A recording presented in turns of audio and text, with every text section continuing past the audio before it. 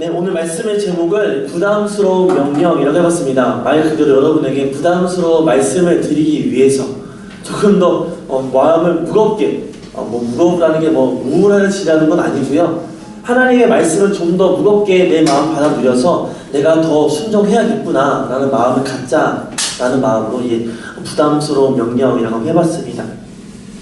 오늘 우리가 읽었던 이 호세아를 읽었던 이 시대는 북왕국 이스라엘이 가장 부강했던 그 시대의 배경을 가지고 있습니다.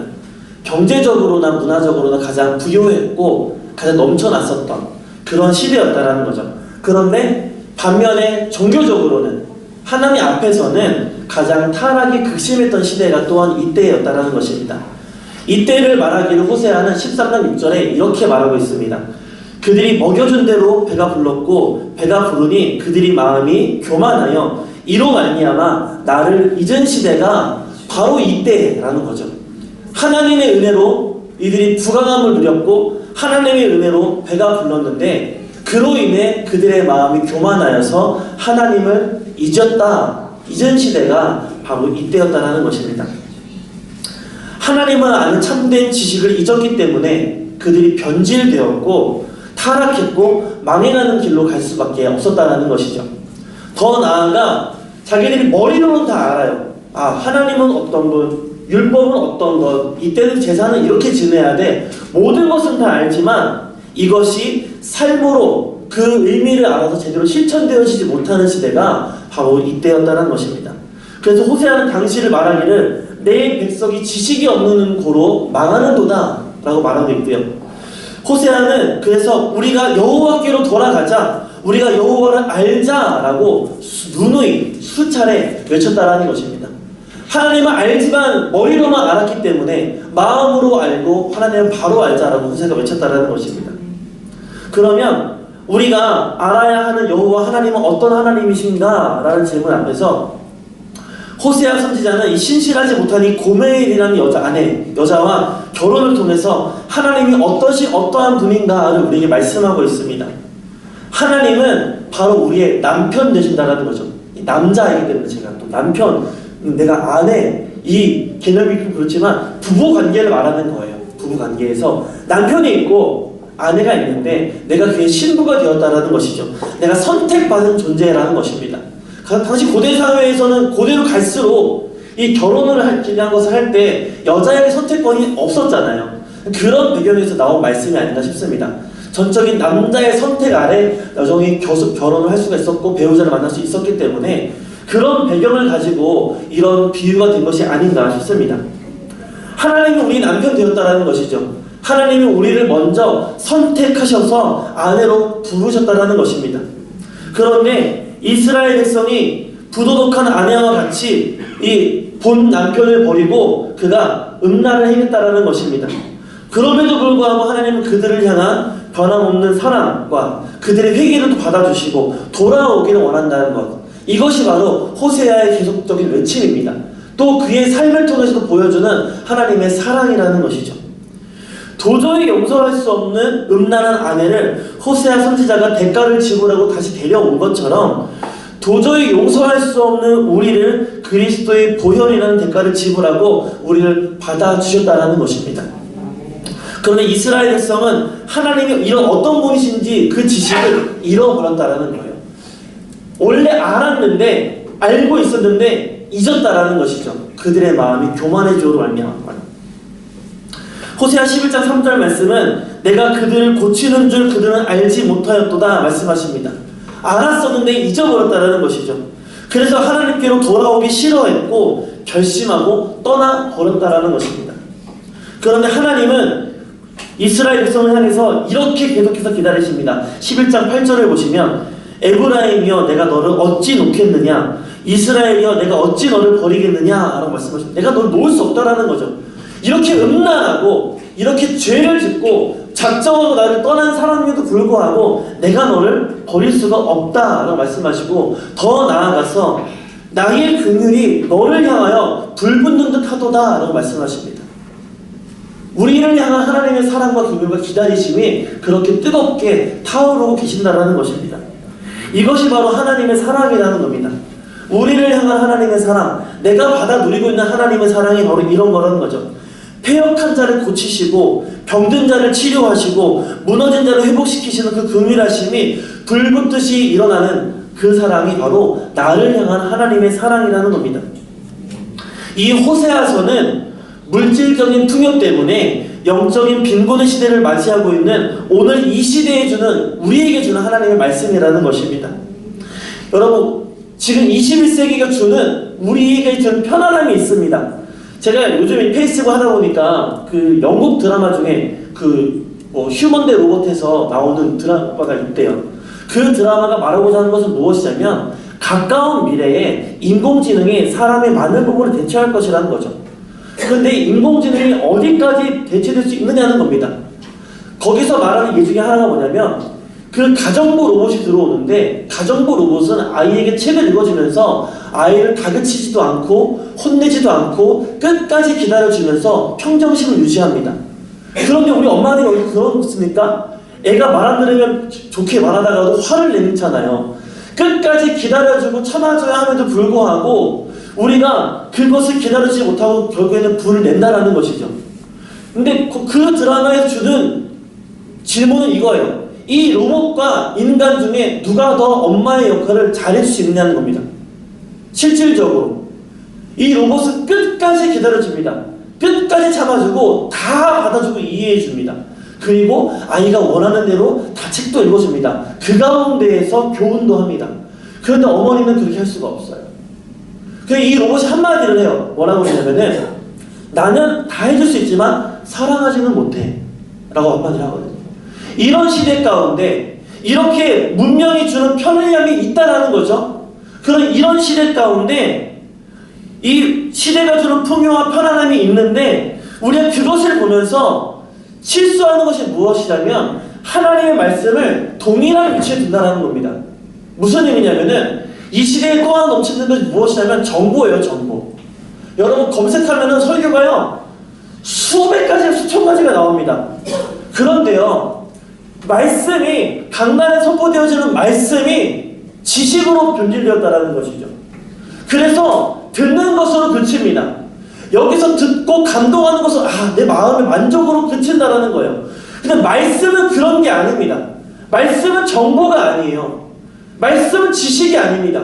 말씀은 생명이고요. 말씀은 하나님의 명령입니다. 이것이 우리 안에 들어오면 우리 안에 찔림이 있고 변화가 일어나야 됩니다. 그런데 우리가 이 세상의 풍요로움을 통해서 이 말씀 또한 동일한 세상의 두 결정을 생각하는 겁니다. 내가 만족했으니 됐다. 내 안에 부담을 내가 내 것으로 내 삶의 숙제로 받아들이지 않고 부담은 버려버리고 내 안에 감동했으니 그거 됐다라고 만족한다라는 거죠. 이것이 문제라는 겁니다. 이것이 호세아의 시대와 지금의 시대가 같은 거라는 거죠. 시대적으로는 수천 년의 차이가 갭이 있지만 동일한 것은 무엇이냐면 이 물질의 풍요, 말씀의 풍요, 은혜의 풍요 가운데 우리가 말씀을 말씀으로 받아들이지 못하고 지식과 정보로 받아들이고 있다는 이 잘못된 자세라는 겁니다. 여러분, 말씀은요 부담스럽습니다. 하나님의 말씀은 찔림이 있고 아픕니다. 그런데 이거를 외면하면은 지식과 정보와 다른 게 아무것도 없다라는 거죠. 우리는 이 부담을 내 것으로 같이 떠안을 수 있어야 하는 것입니다. 그럴 때 말씀이 능력이 되고 내 삶을 변화시킨다는 겁니다. 여러분, 우리가 오늘 이 말씀을 들을 때에 하나님이 내게 하시는 말씀으로 들려져서 우리 삶 가운데 변화가 일어나는 놀라운 은혜가 있기를 바랍니다. 오늘 제목처럼 하나님은 호세아에게 부담스러운 명령을 내리십니다. 1장 2절을 보시면 여호와께서 처음 호세아에게 말씀하실 때에 라고 말씀하십니다. 여기 처음이라는 표현이 호세아에게 첫 번째로 하신 말씀이 아니라 이 고멜에 대한 이 이스라엘 백성을 향한 요 이야기를 시작하시면서 처음 이야기를 시작하고 있다는 것이죠. 고멜의 사건을 처음 말씀하시기 시작하셨음을 의미하는 겁니다. 하나님이 참고 이스라엘 백성을 기다리시다가 비로소 이 호세아에게 말씀하셨는데 이스라엘을 향한 마음의 표현을 이 고멜이라는 여인을 만나게 하면서 시작하셨다는 것이죠. 호세아에게 주신 말씀은 이 음란한 아내를 취해서 음란한 자식을 낳으라라는 겁니다. 여러분, 음란한 아내가 어떤 의미인지 아시죠? 정조와 절기를 지키지 않는 부도덕한 여인이라는 거예요. 더 직설적으로 매춘부라는 거예요. 매춘부. 몸을 팔아서 생계를 이어가는 매춘부라는 거죠. 그리고 그 음란한 여인을 데리고 와서 음란한 자식을 낳으라는 것은 어떤 것이냐면은 이 자식을 낳았을 때 이 아이를 하나님의 뜻대로 가르쳐서 그렇게 도덕적인 아이를 키우는 것이 아니라 어머니의 정신과 어머니의 삶을 그대로 이어받은 음란한 자식을 낳으라는 겁니다. 선지자에게. 여러분, 제가 목사잖아요. 목사가 매춘부와 결혼해서 음란한 자식을 낳았습니다. 여러분이라면 그런 목사를 받아들일 수 있으시겠습니까? 불가능한 말이에요. 불가능한 말. 말도 안 되는 거죠. 이거는요, 그냥 부담스러운 말씀 정도가 아니라 사역 자체가 불가능해지는 그런 요구라는 거죠. 호세아 선지자와 동시대에 예언했던 아모스라는 선지자는 베델의 제사장이었던 아마샤라는 사람에게 이렇게 저주한 적이 있습니다. 내 아내는 성읍 중에 창기가 될 것이라. 여러분, 이 말은 저주입니다. 당시 제사장이 아내가 창기가 된다는 것은 어떤 의미냐면은 하나님의 저주로 이해됐습니다. 하나님의 저주. 마치 저와 같은 목사가 이렇게 음란한 여인을 맞이해서 그렇게 음란한 자식을 낳은, 그렇게 음란한 삶을 사는 것, 여러분, 이거는 불가능하니 있을 수가 없는 일이라는 거죠. 지금 하나님은요, 그런 저주와 같은 명령을 호세아에게 하고 있다는 것입니다. 그런데요, 이것이 부도덕한 명령, 말도 안 되는 명령이기 이전에 하나님과 우리와의 관계성을 보여주는 명령이었다는 것을 우리가 알아야 합니다. 우리의 모습이 이 부정한 여인 고멜과 같았고 이스라엘 백성이 이 고멜과 같았다는 것이죠. 하나님이 나를 그렇게 순결하게 아름답게 사랑하고 부르셨는데 우리는 그 사랑을 입었음에도 불구하고 다른 것을 찾아가서 내 몸을 내어줬다는 겁니다.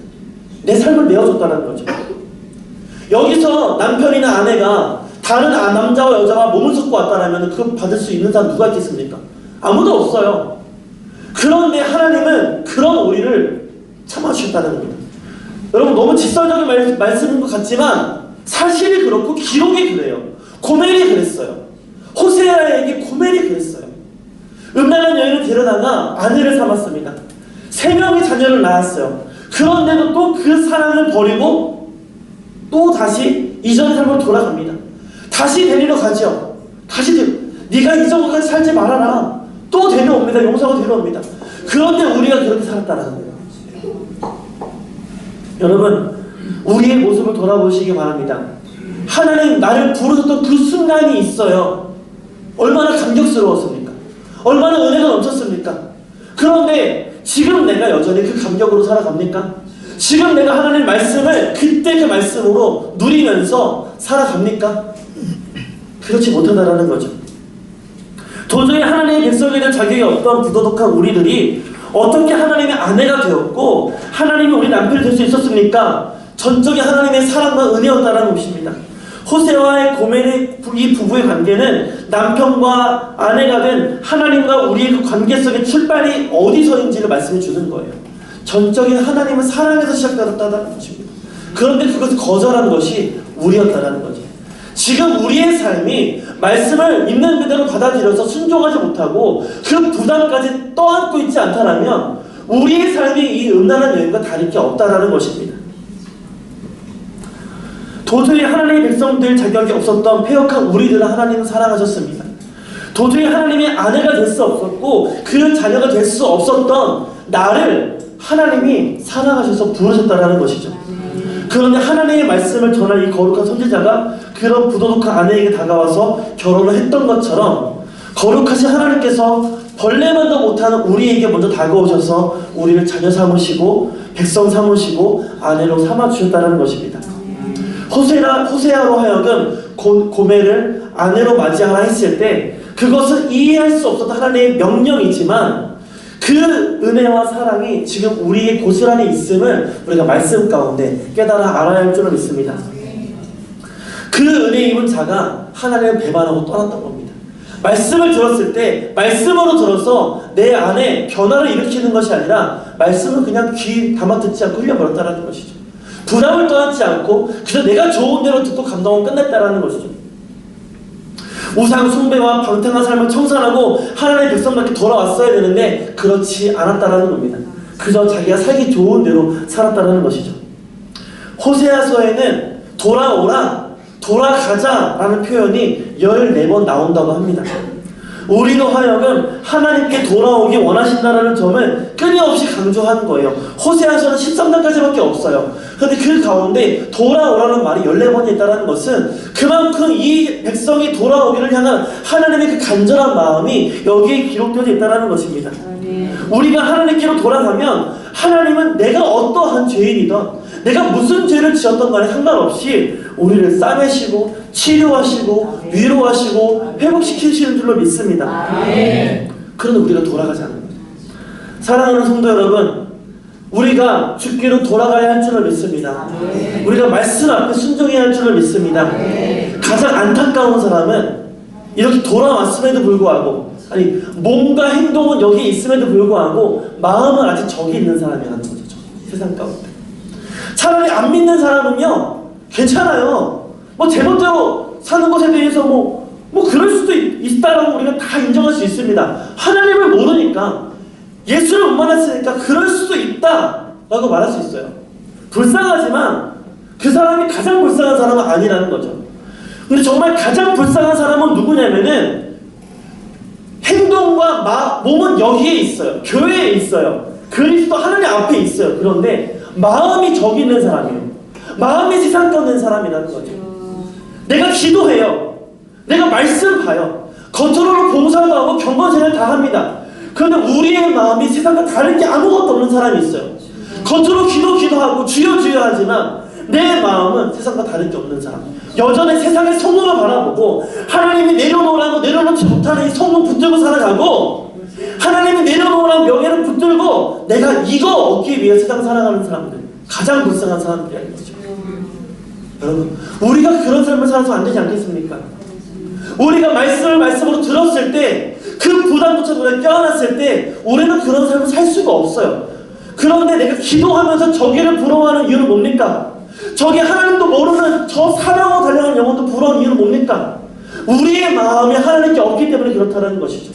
이런 우리를 향하여서 우리의 마음은 하나님은 고멜과 같다고 말하는 겁니다. 하나님 앞에 음란을 행하는 자, 그런 게 우리라는 것이죠. 돌아오라라는 것은 그저 몸만, 행동만 말하는 것이 아닙니다. 우리의 마음이 온전히 주께로 돌아와야 할 줄로 믿습니다. 우리의 마음과 삶의 전체가 주님께로 돌아서야 할 줄로 믿습니다. 주님은 우리를 기다리고 계십니다. 우리가 주님께로 돌아가 주님의 얼굴을 구하면 주께서 우리의 죄를 사하시고 하나님은 우리를 다시 끌어안아 주실 줄로 믿습니다. 우리는 더 늦기 전에 하나님께로 돌이켜야 합니다.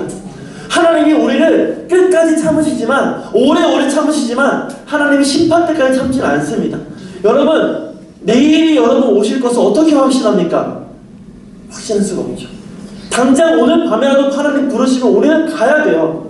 그때 하나님 앞에 나아가서 하나님, 내가 내일부터 하려고 했는데도 휘게 될 수 있으십니까? 없다라는 거예요.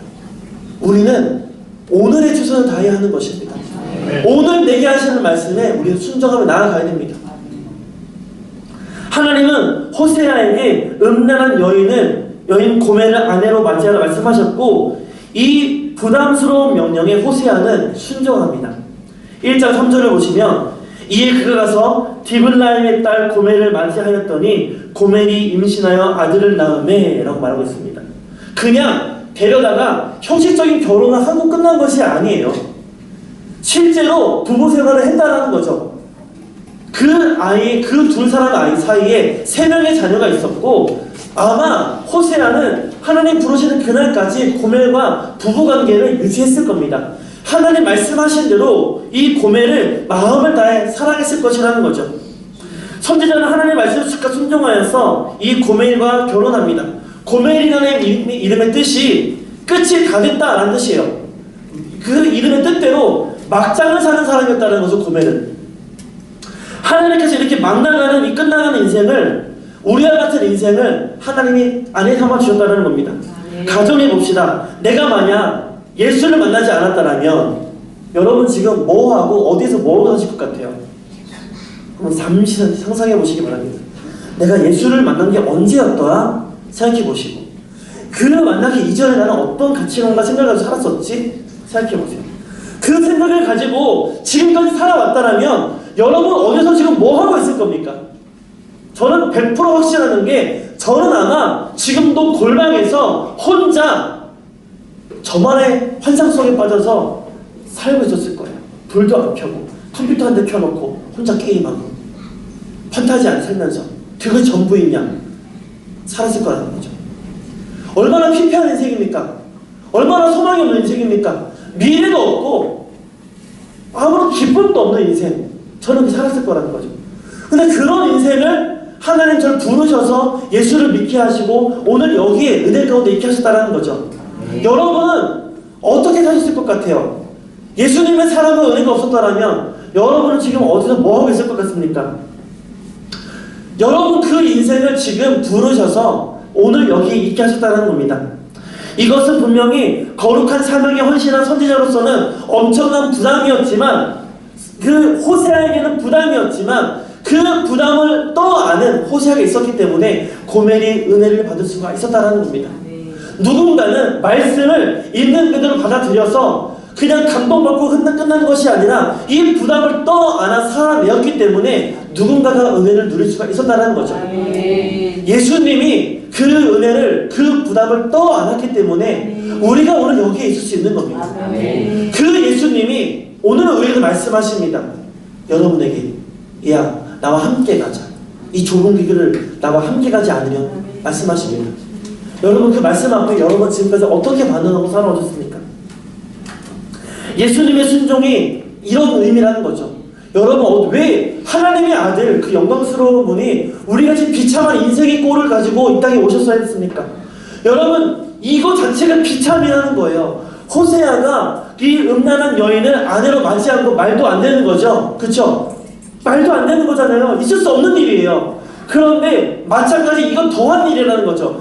하나님의 아들 예수님이 어떻게 이 낙고천한 인간의 모습으로 올 수 있었는가? 이건 더 말도 안 되는 일인데 예수님이 스스로 이렇게 비천한 인간의 모습으로 오셨다는 겁니다. 그 이유가 뭐냐면 저와 여러분을 구원하기 위해서라는 거예요. 이런 가치 없는 인생을 가치 있게 하시려고, 그리고 나와 함께 동행하면서 하나님의 나라와 영광을 이 땅 가운데 드러내게 하려고, 또 나처럼 소망 없는 인생을 나로 통하여서 소망 있게 하시려고, 생명을 얻게 하시려고 우리를 부르셨다는 겁니다. 여러분 결과적으로 이 호세아의 말씀을 통해서 여러분에게 말씀드리고 싶은 것은 무엇이냐면, 하나님이 지금도 여러분에게 말씀하고 있다는 것입니다.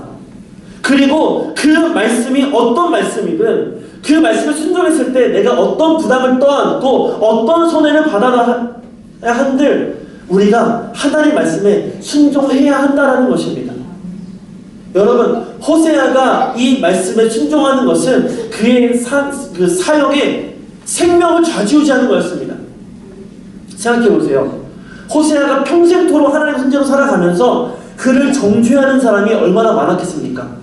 야, 네 아내 그 더러운 여인, 너 그러고도 네가 사역자라고 말할 수 있느냐? 라고 그런 정죄를 이 사람은 감내했습니다. 하나님이 호세아에게 말씀하셨지 그 사람에게 말한 거 아니거든요. 호세아가 알지 그 사람이 아는 게 아니에요. 그 말은 뭐냐면 이 일에 대해서, 하나님의 말씀에 대해서 이 모든 부담을 떠안고 견뎌야 되는 사람은 호세아 자신이라는 거죠. 근데 이와 같은 말씀을 우리에게도 한다는 겁니다. 여러분에게도 그런 하나님의 부담이 있을 겁니다. 하나님 이거 하면 나 손가락질 당합니다.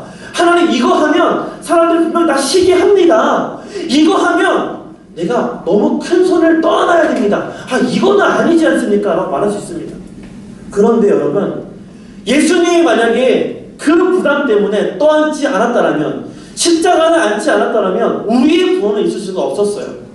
호세아가 고멜을 떠안지 않았다면 오늘 우리에게 이런 위로의 말씀과 용기의 말씀을 줄 수가 없다라는 겁니다. 마찬가지로 하나님의 때에 우리에게 주신 말씀을 우리가 떠안지 않으면, 그 부담을 내가 삶으로 살아내지 않으면 나를 통해서 하나님은 어떤 역사도 이룰 수가 없다라는 겁니다. 우리가 기도는 하죠. 나의 길 오직 그가 아시나니 나를 단련하신 후에 내가 정금같이 주님 나아가겠습니다. 나를 단련하신 후에 우리 기도하잖아요. 찬양했잖아요. 그런데 왜 찬양을 하면서 쉽게 입술로 고백을 하면서 삶으로 그 단련을 견뎌내지 못하는 겁니까? 왜 감당하지 못하는 겁니까? 그 단련이 뭡니까? 그 단련이 뭐예요? 우리가 떠안아야 될 부담을 떠안으라는 겁니다. 내가 해야 될 부당한 것도 하나님 말씀하신 거라면 감수하시라는 겁니다. 그럴 때 하나님이 일하시는 것을 볼 수 있는 겁니다. 나는 왜 하나님의 역사를 볼 수 없습니까? 왜 나는 쓰임받지 못합니까? 왜 내 삶에서는 저런 기적이 없습니까? 말씀하지 마시고 내가 순종을 했는가 안 했는가? 하나님 말씀 앞에 내가 온전히 받아들였는가 안 했는가? 이거를 먼저 생각하시기 바랍니다. 감내하는 자에게 정금같이 나아가 단련받는 자가 정금으로 나아갈 수가 있는 겁니다. 입술의 고백으로만 끝나는 것이 아니라 여러분의 삶의 고백으로 녹아져 나오기를 간절히 바랍니다. 여러분, 하나님 말씀하실 때에 우리는 호세아와 같이 순종해야 할 줄로 믿습니다. 호세아처럼 참으로 순종하는 사람은 이성의 소리, 감정의 소리보다 하나님의 음성을 우선적으로 생각하는 사람이 온전히 순종하는 사람입니다.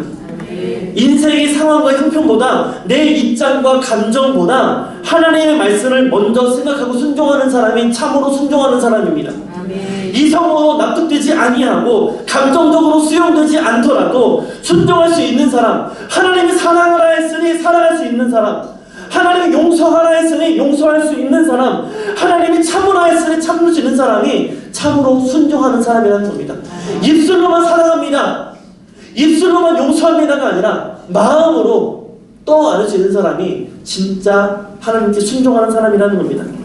호세아가 능력 있는 주의 종이 되어서 오늘 이 말씀을 통해서 우리의 귀감이 되어지는 이유는 단 하나입니다. 그가 사역을 잘하고 못해서가 아니라 하나님 말씀에 있는 그대로 마음을 다해 순종했기 때문입니다.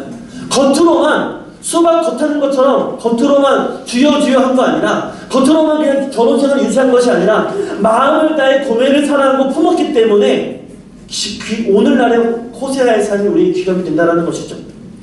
얼마나 많은 편견과 정죄를 그가 감당했겠습니까?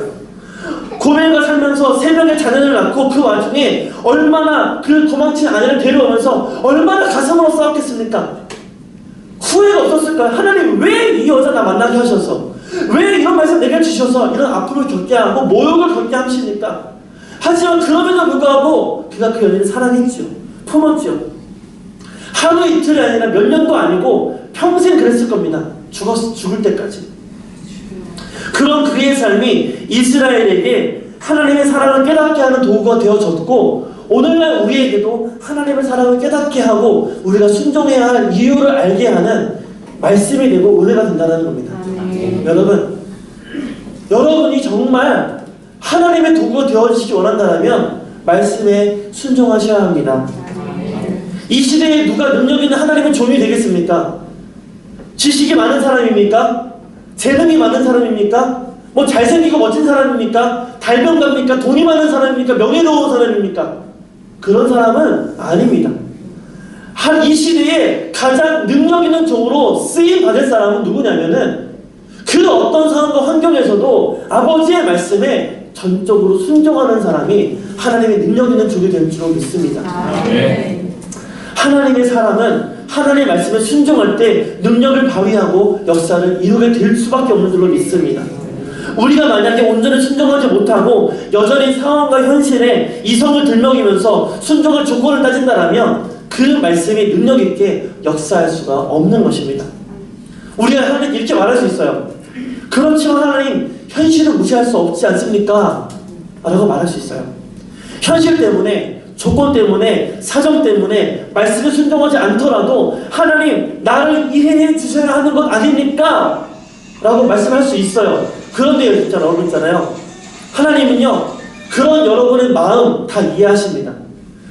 아, 그래, 네가 상황 때문에 순종하지 못하겠구나. 하나님은 이해하십니다.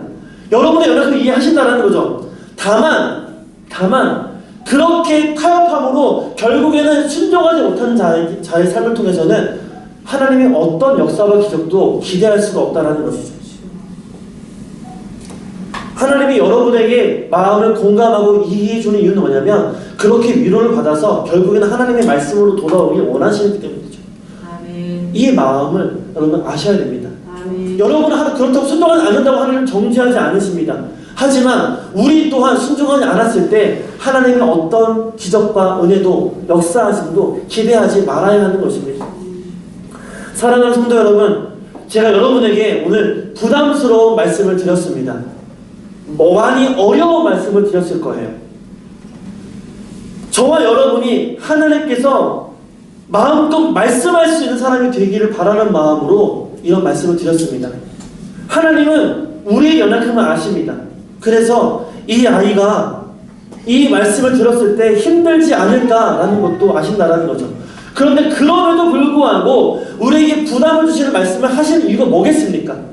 내가 감당할 만하지 않을까 생각하시기 때문에 그 감당함을 통하여서 견딤을 통하여서 하나님의 그 더 높은 차원의 은혜와 사랑을 알게 하기 위해서 경험하기 위해서 말씀하신다라는 거죠. 바라기는 저와 여러분이 준비된 자가 되어서 말씀을 들었을 때 온전히 순종할 수 있도록 준비된 자가 되어서 말씀을 하나님께서 마음껏 하실 수 있도록 해드리는 저와 여러분의 복된 삶이 되었으면 좋겠습니다. 이 말하면 시험 들지 않을까 순종하지 않을까 걱정하시는 것이 아니라 마음껏 말씀하시고 우리 또한 마음껏 쓰임받을 수 있는 저와 여러분 삶이 되었으면 좋겠습니다. 오늘 말씀을 들으시고 저와 여러분에게 하나님의 말씀에 온전히 순종할 수 있는 믿음의 담력이 생기시기를 바랍니다. 그리고 이제 기도할 때에 하나님 내게 말씀하옵소서 종이 듣겠나이다. 호세아와 같은 이 말도 안 되는 말씀일지라도 하나님이 내게 하시면 내가 순종하겠습니다 라고 결단하는 저와 여러분 오늘 기도가 되었으면 좋겠습니다. 그래서 하나님은 우리가 온전히 바라보고 깊이 교제하면서 온전한 순종하는 저와 여러분을 통해서 우리 교회가 더욱더 든든해져가고 우리 교회 안에 주님의 사랑이 더욱 넘쳐나기를 간절히 바랍니다.